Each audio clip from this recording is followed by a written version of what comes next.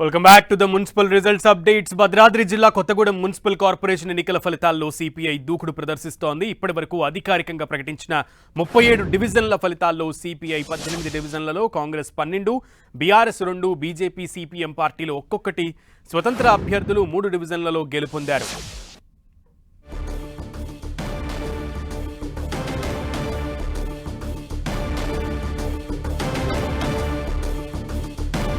భద్రాద్రి జిల్లా Kothagudem municipal corporation ఎన్నికల ఫలితాల్లో సిపిఐ తన మార్క్ రాజకీయాన్ని ప్రదర్శించింది. సిపిఐ దూకుడుగా అక్కడ వెళ్తోంది. కౌంటింగ్ దగ్గర కూడా ఇప్పటి వరకు అధికారికంగా ప్రకటించినటువంటి 37 డివిజన్ల ఫలితాల్లో సిపిఐ 24 డివిజన్లలో తన సత్తాని చాటింది. కాంగ్రెస్ కూడా అధికార పార్టీగా గుర్తింపు పొందుతూ అక్కడ 14 మున్సిపాలిటీ వార్డుల్లో కైవసం చేసుకుంది. ఇక బీఆర్ఎస్ 5 వార్డులకే పరిమితమైంది. బీజేపీ సిపిఎం పార్టీలు ఒక్కొక్కటి, స్వతంత్ర అభ్యర్థులైతే 3 డివిజన్లలో గెలుపొందారు.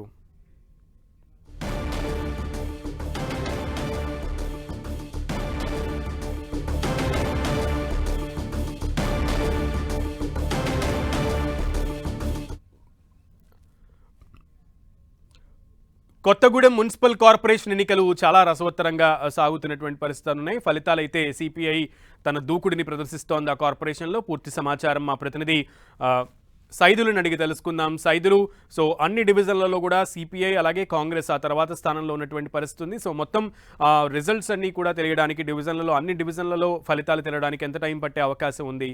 సో ఏం జరుగుతోంది అక్కడ?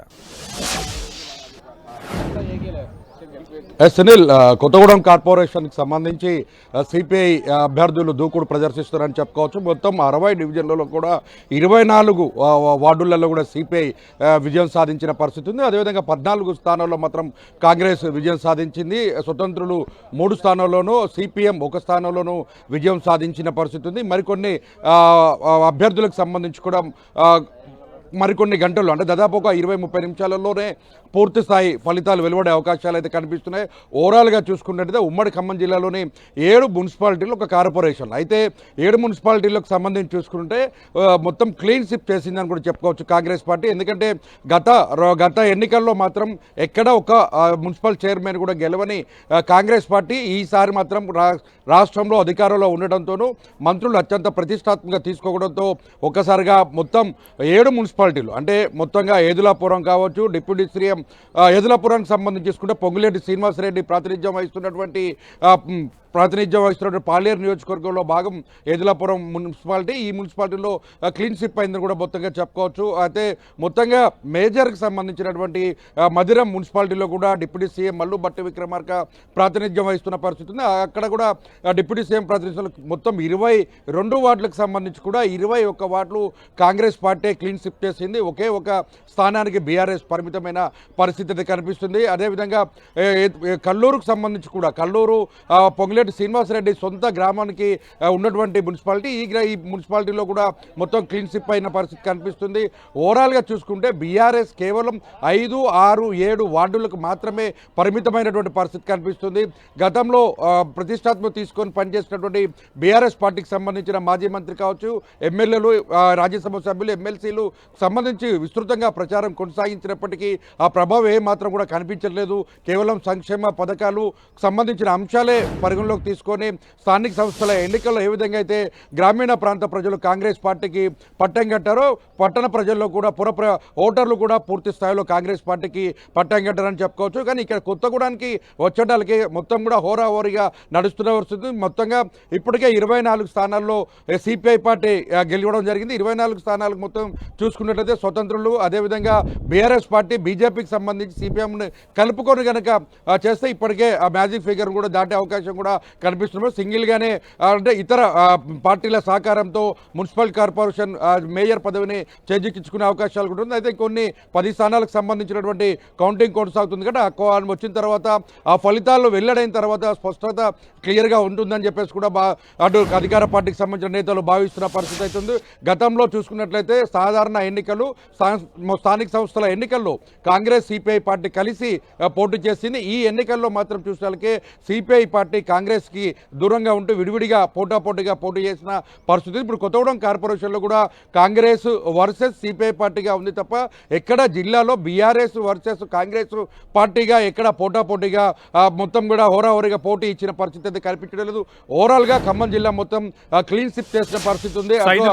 మొత్తం ఇల్లందు నియోజకవర్గాన్ని చూసుకుంటే ఇల్లందులో మున్సిపాలిటీలో కీలకంగా సునీల్ సైదులు అయితే ముఖ్యంగా ఇదే సిపిఐ వర్సెస్ కాంగ్రెస్ లాగా ఉంది అని చెప్తున్నటువంటి నేపథ్యంలో అక్కడ బీఆర్ఎస్ పరిస్థితి ఎట్లా ఉంది? మ్యాజిక్ ఫిగర్కి దగ్గరలో మరి ఏ పార్టీలు రాకపోతే హంగ్ కనుక ఏర్పడితే అక్కడ ఎవరికి సపోర్ట్ చేసే ఆస్కారం ఉంది? ఏం నడుస్తున్నాయి అక్కడ టాక్స్? అంటే మనం చూడవచ్చు ఇప్పటికీ కొత్తగూడెం కార్పొరేషన్ సంబంధించి 24 సింగిల్గానే సిపిఐ గెలవడం, మొత్తం 60 స్థానాలకు సంబంధించినటువంటి వార్డులు ఉండడంతో డివిజన్లు ఉండడంతో ఇప్పుడు 24 డివిజన్లు కూడా పూర్తి స్థాయిలో గెలవడం జరిగింది. ఇప్పటికే బీఆర్ఎస్ పార్టీకి సంబంధించి 5, బీజేపీకి సంబంధించిన 3, సిపిఎంకి సంబంధించి 1, స్వతంత్రులకు సంబంధించి 2, మొత్తంగా ఆ ఫిగర్కి సంబంధించి చూస్తే మ్యాజిక్ ఫిగర్ వచ్చే అవకాశం ఉంది. ఒకవేళ హంగు కనుక ఏర్పడితే మాత్రం ఈ బీఆర్ఎస్ పార్టీ కనుక బీఆర్ఎస్ సిపిఎం కలిసి కనుక సపోర్ట్ చేస్తే మాత్రం సిపిఐ పార్టీ కొత్తగూడెం కార్పొరేషన్ని కైవసం సింగిల్గా చేసుకుంటుంది. మొత్తంగా అధికార పార్టీకి సంబంధించి మరో 10 వార్డులు ఉన్నాయి కాబట్టి మిత్రపక్షంగా ఉన్నటువంటి పార్టీలతో కలిసి ఏర్పాటు అంటే మేయర్ పదవి తీసుకునే అవకాశం ఉంటుందని ఇప్పటికే మంత్రులు భావిస్తున్న పరిస్థితి. ప్రధానంగా కొత్తగూడెం మీద కూడా పొంగులేటి శ్రీనివాసరెడ్డి ప్రత్యేక దృష్టి సారించారు. అక్కడ ప్రచారాన్ని మొత్తం ఉమ్మడి ఖమ్మం జిల్లాకు సంబంధించిన 7 మున్సిపాలిటీలోనూ కొత్తగూడెం కార్పొరేషన్కి సంబంధించిన కూడా పూర్తిగా పొంగులేటి శ్రీనివాసరెడ్డి, బట్టి విక్రమార్క, తుమ్మల నాగేశ్వరరావు చాలా అత్యంత ప్రతిష్టాత్మకంగా తీసుకున్నారు. అయితే పొంగులేటి శ్రీనివాసరెడ్డి మొత్తం అన్ని మున్సిపాలిటీలలో బాధ్యత తీసుకొని గెలిపే లక్ష్యంగా ఆయన పనిచేశారు. మొత్తం పావులు కదిపారు. గెలిచేటటువంటి అభ్యర్థులనే ఎంపిక చేసి వారందరూ కూడా బీఫామ్లు ఇచ్చి ప్రచారాన్ని ముమ్మరం చేసి సంక్షేమ పథకాలను ఇంటింటా తీసుకెళ్లేందుకు ప్రయత్నం చేశారు. ఇల్లందులో మాత్రం ఎమ్మెల్యే కోరం కనకయ్య ఇంటింటి ప్రచారం పాదయాత్రల పేరుతో అక్కడ క్లీన్ స్విప్ చేసిన పరిస్థితి అయితే ఉంది. ఓవరాల్ గా చూసుకున్నట్లయితే కల్లూరు, సత్తుపల్లికి సంబంధించి కూడా చాలా క్లీన్ స్విప్ అయ్యే అవకాశం ఉంది. మొత్తంగా అశ్వరాపేటకు సంబంధించి ఏజెన్సీ ప్రాంతంలో బీజేపీ అక్కడ బోని కొట్టిందని కూడా చెప్పుకోవచ్చు. ఒక వార్డు గెలవడంతో బీజేపీ కూడా అక్కడ గెలిచినట్టుగా చెప్పుకోవచ్చు.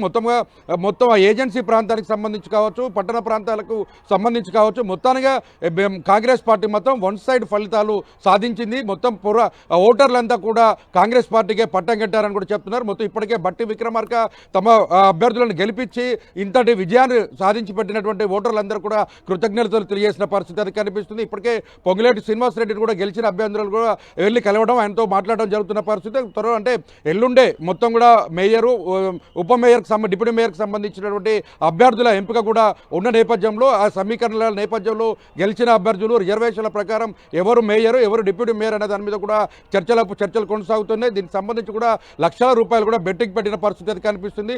మొత్తం గెలిచినటువంటి అభ్యర్థులు ఇప్పటికే సంబరాలు చేసుకుంటూ ఉన్న పరిస్థితి అయితే కనిపిస్తుంది. Okay Saidulu, keep updating us. Thank you for now.